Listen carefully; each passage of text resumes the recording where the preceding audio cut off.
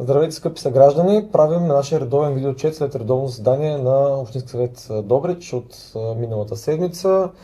Първо да ви честитя Баба Марта, нашия хубав български празник. Бъдете живи, здрави и дано света се кротне малко и има повече разум.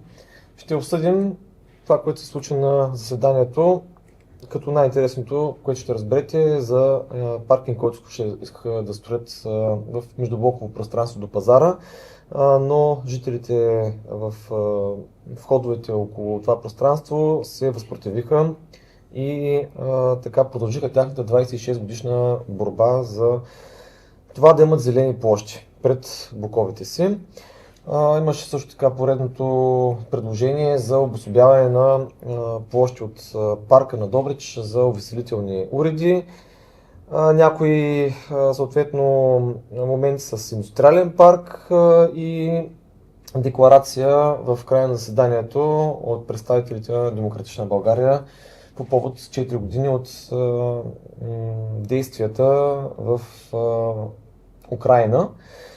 Така че започваме от паркинга на пазара. Това всъщност е междублоково пространство, което е обособено вътрешно междублоково пространство и за което жителите, които съответно обитават входовете там, а те не са никак малко, се борят от 26 години да запазят и съответно там да бъде изграден или вътрешно малко паркче, или детска площадка, тъй като в района няма детски площадки и то в доста обширна територия всъщност, като най-близката такава се намира, доколкото аз се сещам, на центъра на площад Свобода, пред бившия универсален магазин. Иначе целият квартал, който е в района, около пазара, там детски площадки няма, въпреки че има много млади семейства. 2002 година има решение на административен съд, после потвърдено от Върховния съд, съответно, че тогавашното решение за строеж на гаражи и на паркинги е незаконосъобразно. И така се стигна до, ако не се лъжа, ноември месец миналата година, мисля, че точно ноември месец гласувахме в Общински съвет, промяна на статута на тази площ и Общинския съвет ударно прие да изгради гаражи и паркинги на тази площ. Ние съответно бяхме единствените, заедно с, трябва да споменем, представителите на ДБ, двете дами, които се въздържахме тогава и не подкрепихме това решение, тъй като нашето виждане за града е, че трябва да се действа на базата на един актуален устройствен план, който да отговаря на съвременните изисквания на нашия град. Такъв отдавна съответно не е актуализиран и няма как, още повече, че нямаме и генерален план за движението в града, който да е приет, да правим подобни промени, които буквално са хвърчащи и нямат никаква обосновка.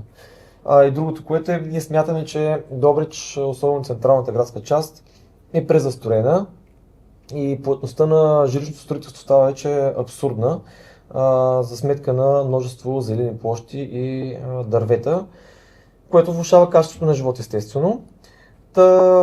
Там хората съответно в последствие са разбрали за това решение на Общинския съвет. Постфактум имало една бележка, която от общината са залепили на някаква ограда в пространството отстрани.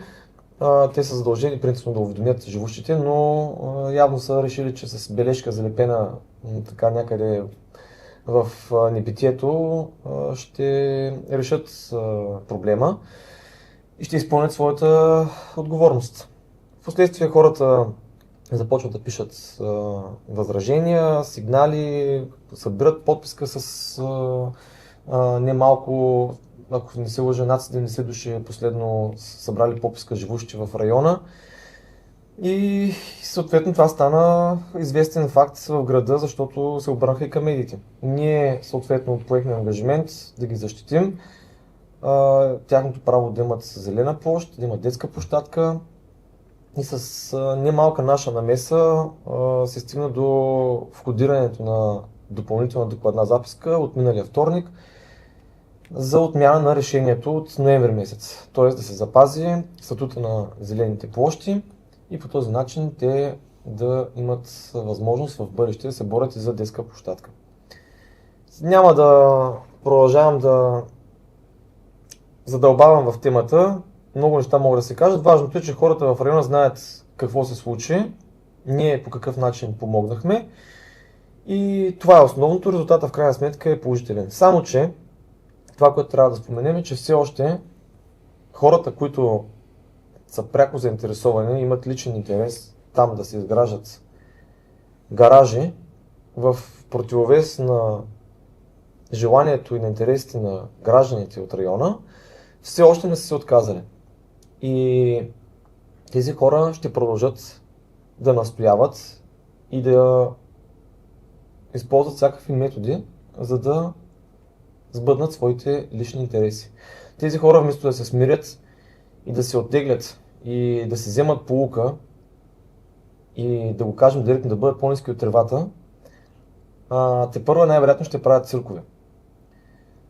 И тези хора не би трябвало и не би следвало да са в Общинския съвет, но това зависи от нас, гражданите, когато дойдат изборите след година и, ако не се лъжа, вече остават около 6-7 месеца долу-горе.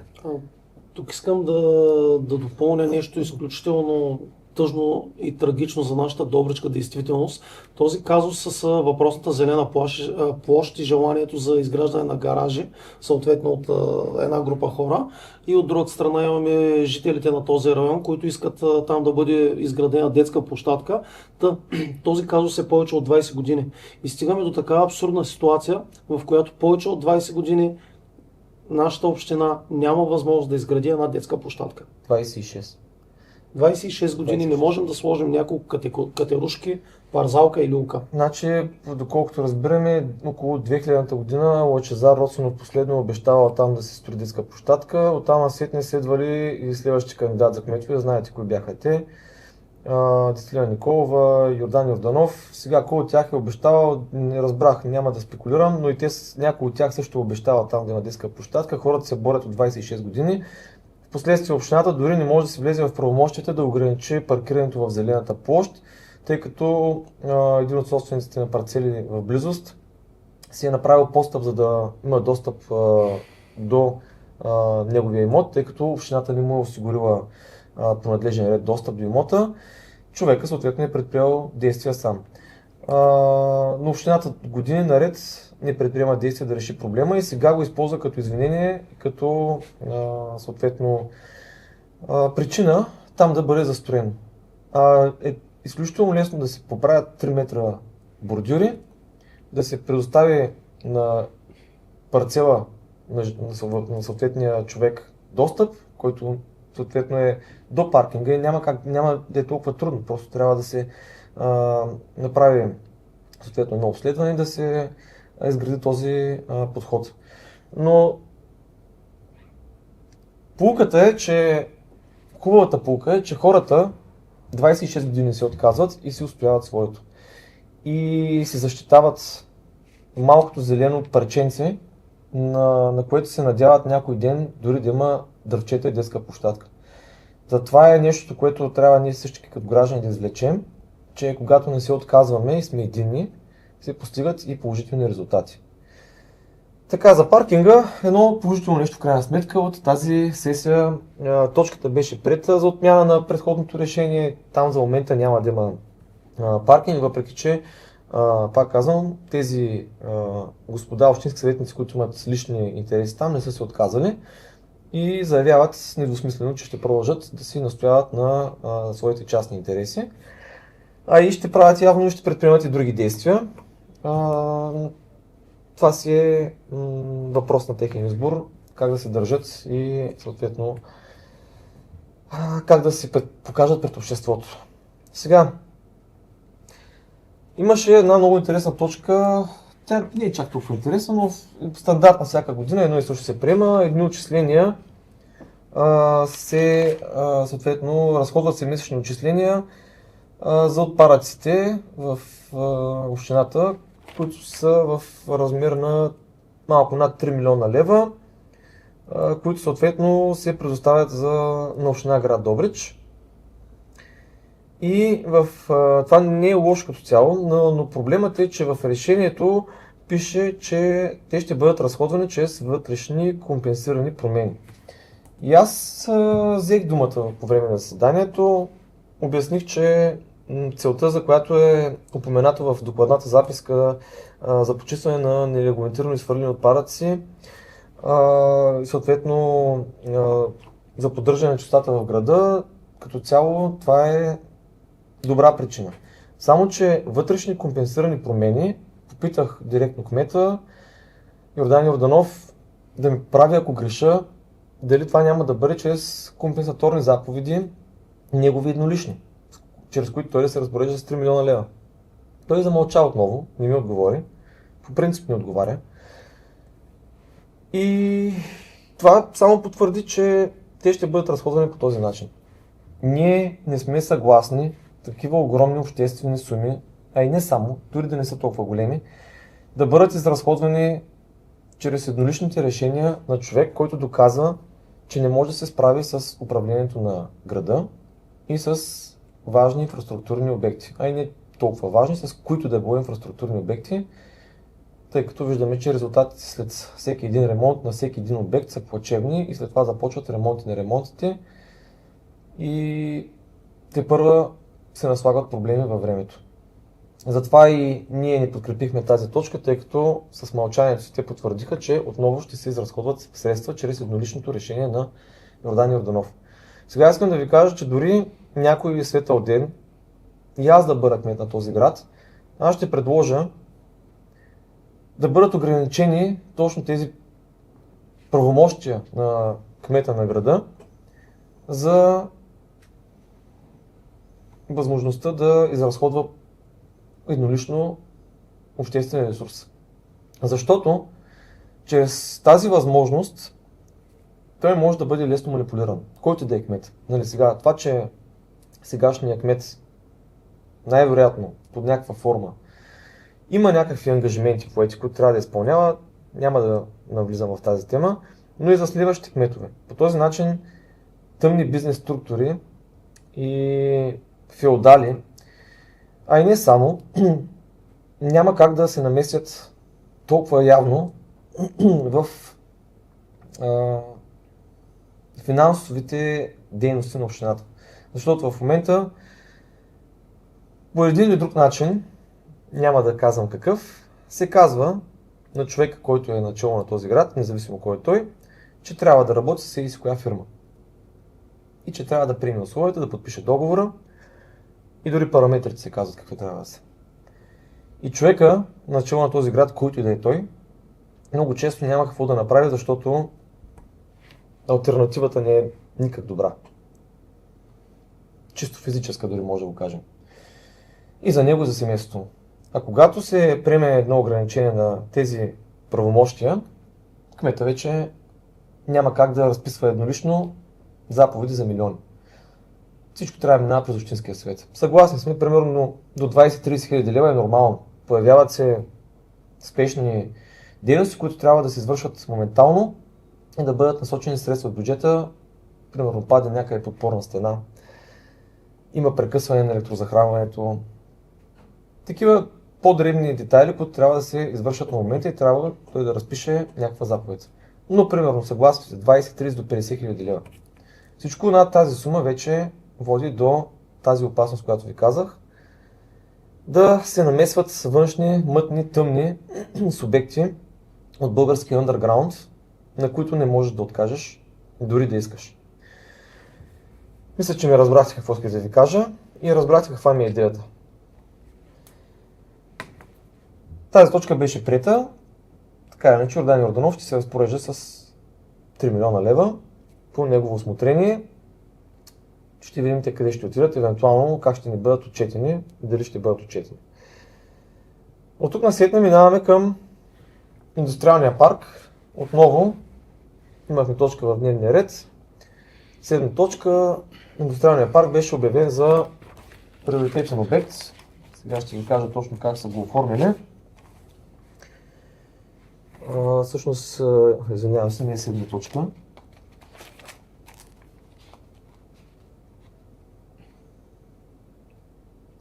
Тридесет и четвърта точка е регулиране за учредяване акт на индустриален парк Добрич, съгласно изискванията на Закона за въвеждане на република. Това всъщност пак беше за индустриален парк, но допълнителна точка имаше, която е за... 32. 32 ли беше? Не, това е за продажа на апартаменти. Както и да е, имаше точка, която индустриален парк беше обявен за обект с особено значение за местната икономика, стратегически важен обект, чрез което решение Общинския съвет реално развърза ръцете на администрацията да действа по ускорени процедури във всяко едно отношение, което, как да ви го интерпретирам, за да го разберете, 62 милиона лева ще отпусне държавата евентуално следващите 3 години за индустриален парк и тези 62 милиона лева ще бъдат изразходвани по ускорени процедури. Мисля, че разбрахте какво исках да ви кажа. Ще се минава по всички параграфи и инстанции, ще се минава по ускорени процедури, което за нас не е редно, тъй като индустриален парк е изключително важен обект, който няма как да бъде претупан и не бива да бъде претупан. Сега това, че нямаха възможност и не успяха поради една или друга причина да осъществят този важен проект толкова години. Трети мандат сме вече, Йордан Йорданов е кмет над 10 години на този град. В момента започва да предприема някакви действия за изграждане на някакви по-значими обекти. Това не означава, че ние трябва да бързаме. Не можеш такъв проект огромен и важен, стратегически, да го претупаш. Сега ще се бърза, защото след година и 7 месеца му свършва третия мандат. Той обеща, че ще приключи пазара, ще приключи центъра, ще приключи индустриалния парк, ще приключи улици, булеварди. Аз ви казвам, че няма да ги приключи. Това е отделен въпрос, ще си говорим след година и 7 месеца в какво положение ще бъде Добрич предизборно. Най-вероятно ще си приличаме на бомбардиран град, както сме в момента. Но въпросът, както ви казвам, е, че отново се развързаха ръце. Общински съвет отново развърза ръцете на администрацията. Популистко, значи говорят за популизъм много от общински съветници, а и не само. Хвърлят обвинения основно към нас за популизъм. Обаче в следващия момент, когато трябва да вземеш важно управленско решение, отговорно, те се обръщат и казват, ами какво ще кажат хората, ако ние приемем докладната записка на кмета? Това не е ли популизъм? Значи ще говорят с лошо, ама чакайте малко, тук сега става въпрос за интереси на града. Не може да приемаме точки от дневния ред, изключително важни, както и предходните за 3 милиона лева отчисленията, с лека ръка, с извинението, че какво ще кажат хората, нали? Как ще го изкарат после пиар отдела на общината и на Йордан Йорданов. Какви новини ще пуснат по местните медии, какви коментари ще направят. Има някои неща, които трябва да се следват неотлъчно и да не се прави компромис. Индустриален парк още не е започнат. Не знам и средства от държавата дали ще стигнат до общината, тъй като знаете, че обстановката в момента политическата е динамична. Но няма как да стане индустриален парк, колкото и да бързат за година и 7 месеца. Това е ясно. Въпросът е какво ще правим след това. До тук с индустриален парк мисля да преминем към още едно предложение, което за щастие беше спряно, за увеселителни въртележки и уреди в градския парк, точно където се намира ново изграденият, но вече развален лифт, защото падна дърво върху него, което местното предприятие, което реже всички дървета в града Здраве, е оставило, защото е болно. И сега почнаха да режат наред всички дървета в парка. Там, да се върнем на темата, пак взех думата, не само аз и други общински съветници. Парка на Добрич не е увеселителен парк. Трябва да правим разлика между двете. Парка на Добрич е паметник на парковото изкуство от голямо значение не само за града, но и за страната. Той си има зониране, райониране. Не можем да разполагаме всякакъв вид шарени увеселителни обекти, а и не само увеселителни обекти, и обекти за хранене, и за напитки, и за каквото си помислите още навсякъде в парка. От 2 години, а може би и повече го говорим, че трябва да има райониране, че трябва да обособим зони за забавление, зони за разходки, зони за отдих, зони за пикници, зони за спорт. И когато има инвеститор, иска да изгради или да инвестира в някакъв подобен обект, да му кажем, ето тук е зоната за забавление, ако ти допада, може да се разположиш там. Съответно, за щастие, мнозинството от Общинския съвет не одобри това безумно отново предложение да се разположат поредните шарени катерушки, въртележки и колички на една от главните алеи в парка за нещастие на съответно на инвеститора. Но това си е пак липса на добър стопанин, който да подходи отговорно и да има ясна визия, виждане за развитието на нашия град във всяка негова част, включително и градския парк. Така че това е едно добро нещо. А отделно какво се случва с дърветата в парка, ние тепърва ще зададем официален въпрос до администрацията. Имало ли независимо изследване, спазна ли е наредбата за зелената инфраструктура в нашия град, защото там, доколкото си спомням, има едно така ограничение, доколко дървета може да се премахват. Мисля, че бяха от порядъка на около 20 на дървета, ако не се лъжа. Общината може да премахне по собствено усмотрение. Над 20 дървета или 21, трябва да проверя пак точно как беше в наредбата, трябва да има решение на РИОСВ, ОВОС. Ще проверим, но е факт, че се секат отново липи. Липите, така или иначе, местната администрация и ландшафтният архитект Христо Даскалов са им обявили война от няколко години и масово унищожават липите в нашия град. Вместо да се потърсят начини, поне част от тях, тези, които наистина са здрави и които могат да бъдат обособени в собствени острови, без да пречат на хората, да бъдат запазени. И в момента, който е минал през градския парк, е видял, че там централната част на градския парк, около лифта, е варварски обезлесена от хората, които се предполага, че трябва да правят точно обратно, да залесяват и да се грижат за растителността в нашия град. Ще ви информираме в последствие какъв отговор сме получили от общината и колко броя дървета са били изсечени. В тази връзка, между другото, имаше и точка от дневния ред за продажба на дървен материал. Общината от години се опитва да продаде дървения материал, който варварски се изсича в нашия град. Защо не може да го продаде? Защото го режат на метровки и защото не го сортират. Всичко на куп се хвърля горе на базата на дружеството общинското, където не дружеството, а предприятието общинското, озеленяване, което се намира до бившата резиденция, сегашния хотел. Съответно, вече не знам колко търга бяха обявени, няма желаещи.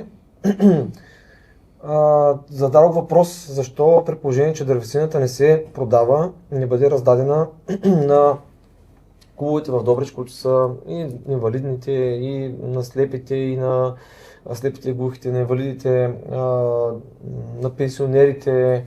Има страшно много клубове в града, на социално слаби семейства в нашия град. Защо не бъде раздаден този материал и в крайна сметка да не гние горе, защото той гние в момента и в един момент общината така нищо няма спечели от него. Не ми беше отговорено смислено на този въпрос. Не мога да разбера защо няма в това отношение пак отново някакво управленско отношение, конкретно, ясно, някакво виждане. В крайна сметка става въпрос, че можем да помогнем на нашите съграждани в неравностойно положение, но очевидно няма желание, за съжаление. И в същия смисъл въпросът е защо продължава да се реже така варварски. защо не се подхожда по начин, по който да се режат дърветата и те да са в последствие привлекателни за продажба и общината поне да някакви финансови облаги т.е. не облаги, ами Финансови приходи, постъпления, да си осигури. И втория въпрос, защо дървесината, при положение, че е изрязана на място, не се съответно сортира и не се твари по видове. И горе да се разтовари, съответно да се нареди по видове. Така че купувачите да дойдат да кажат, аз искам този вид, този не искам, да могат да купят. Много въпроси. Пак отговор е за мен ясен. Липса на отношение. Защото липсата на отношение в нашия град се вижда навсякъде.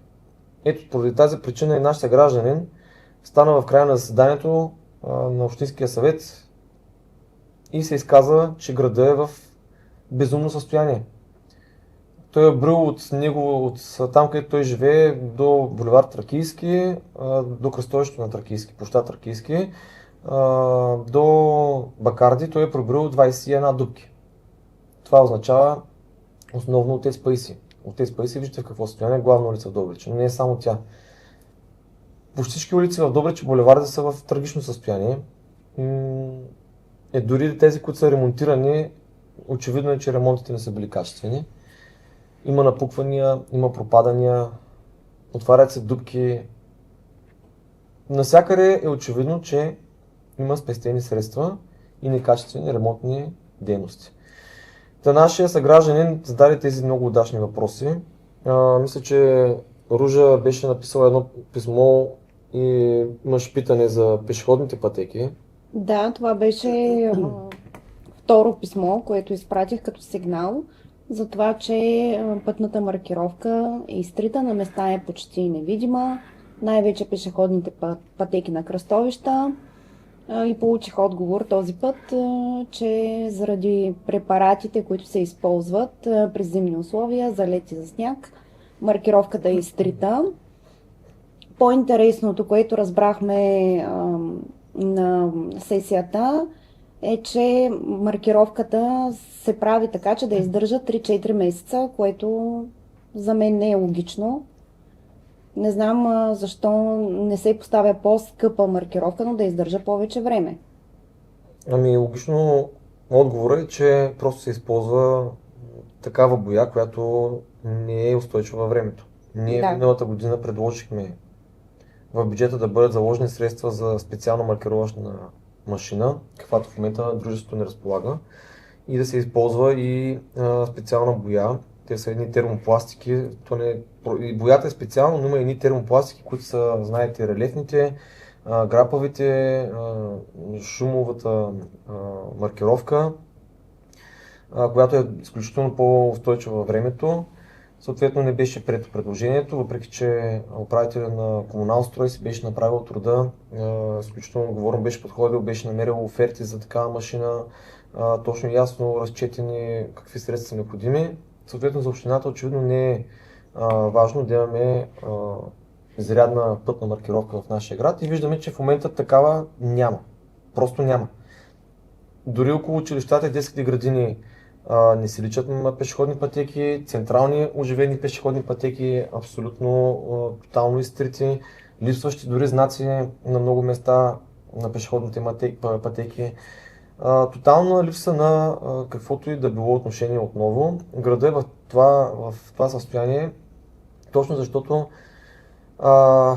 няма стратегията за неговото развитие, няма желание за неговото развитие и всички, абсолютно всички, които имат допир с администрацията и с управлението на нашия град, с хората, които са в управлението на нашия град, казват, че никога не е било толкова зле положението.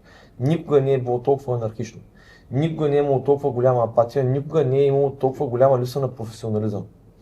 Дори и хората, които са останали все още в администрацията и по дружествата, много кадърни хора, между другото, интелигентни, дейни, които все още държат на плещите си нашия град да не се разпадне тотално, дори и те вече едва успяват и удържат положението и те малко или много биват мачкани за много неща да си мълчат и да си траят, защото иначе ти си загубят постовете.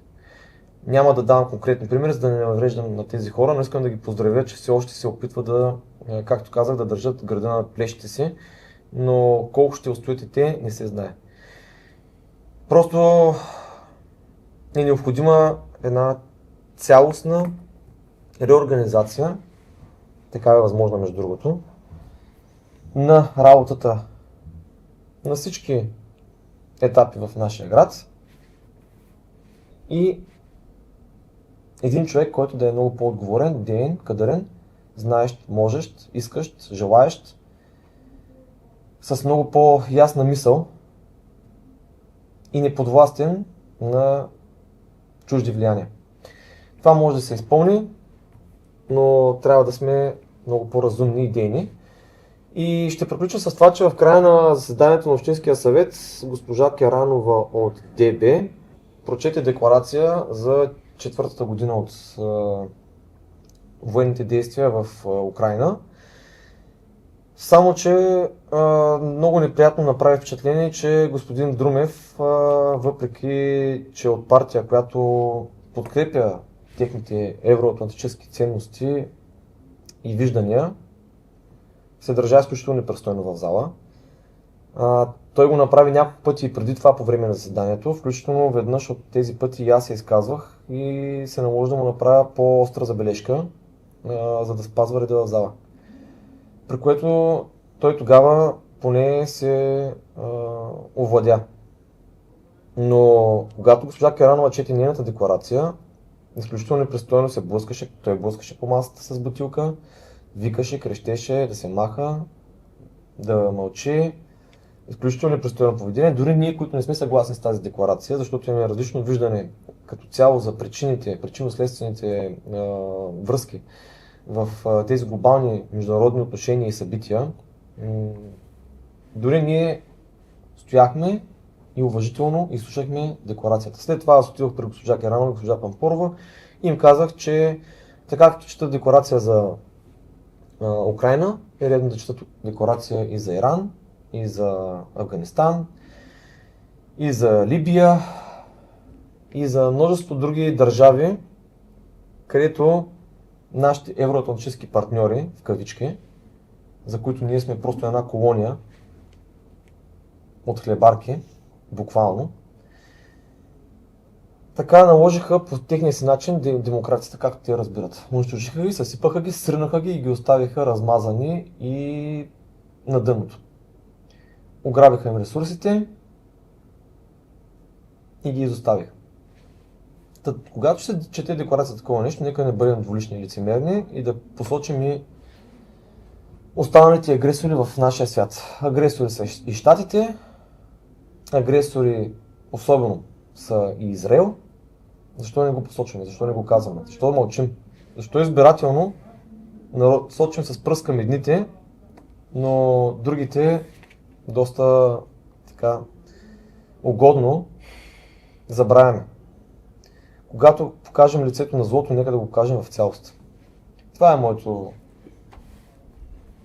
моя призив към евроатлантическата част от народа като цяло. Нека не бъдем лицемерни двулични и да посочваме истината в нейната цялост. Ще завърша с това, че утре е 3 март, националният празник на България, все още, защото точно голяма част от тези евроатлантици искат да променят националния празник, да заличат нашата история, да я преиначат, да я пренапишат в тяхна полза, да наложат лъжата.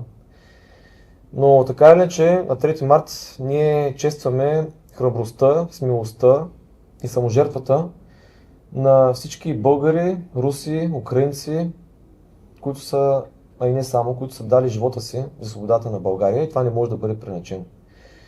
Така че, скъпи българи, бъдете горди, не забравяйте историята, не позволявайте тя да бъде преначавана, предавайте я на децата си и бъдете по-смели. Бъдете смели, национално отговорни, борете се, защитавайте България, защитавайте бъдещето на децата си и нека пребъдем. Да живее България!